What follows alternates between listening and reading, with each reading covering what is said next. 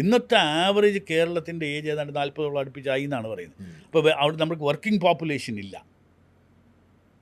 പുതിയ ഒരു സംരംഭം വരണമെങ്കിൽ നാച്ചുറലി ഒരു ഷാജിനൊരു ഫാക്ടറി ഇടണമെങ്കിൽ ഷാജിൻ നോക്കുന്നത് എത്രയാണ്, അടുത്ത ഒരു 25 വർഷത്തേക്ക് എനിക്ക് ഇവിടെ വർക്കിംഗ് പോപ്പുലേഷനെ കിട്ടുമെന്നുള്ളതാണ് നോക്കുന്നത്. ചിലവ് കുറഞ്ഞ്, ചിലവ് മാത്രം വർക്ക് ചെയ്യാൻ ആൾ വേണ്ടേ? ഇവിടെ ആളില്ല. ഇവിടുത്തെ ഏതാണ്ട് എല്ലാ യുവജനങ്ങളും പഠിക്കാനും ജോലിക്കും വേണ്ടി വിദേശത്തും മറ്റ് സംസ്ഥാനങ്ങളിലേക്ക് പോകുമ്പോൾ ഇവിടെ വർക്കിംഗ് ഇതൊരു ഓൾഡ് ഏജ് ഹോമായിട്ട് മാറി. അപ്പോൾ അത് വലിയ ചലഞ്ച് തന്നെയാണ് നമുക്ക്.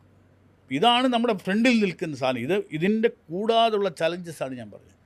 ഇതിനൊരു വളരെ സ്ട്രക്ചേർഡായിട്ടുള്ള ഒരു എല്ലാവരും കൂടെ ചേർന്ന് ബിയോണ്ട് പോളിറ്റിക്സ് നമ്മളൊരു എഫേർട്ട് എടുത്തിട്ടില്ല എങ്കിൽ നമ്മൾ താഴോട്ട് തന്നെ പോകും.